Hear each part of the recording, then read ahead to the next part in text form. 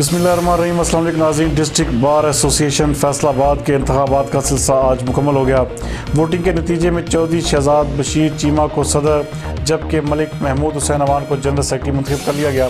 फैसलाबाद से हमारे नुमाइंदा खुशी गुलाम दस्तगीर हैदर के मुताबिक चौधरी शहजाद बशीर चीमा सदर, मलिक गुलाम असगर नायब सदर, मलिक महमूद हुसैन अवान जनरल सेक्रेटरी, मोहम्मद बिलाल भट्टी जॉइंट सेक्रेटरी जबकि मियाँ अब्दुल रहमान लाइब्रेरी सेक्रेटरी मुंतखब हो गए हैं। जीत की खुशी में भरपूरहवाई फायरिंग भी की गई। मज़ीद इस हवाले से देखते हैं गुलाम दस्तगीर हैदर की ये रिपोर्ट।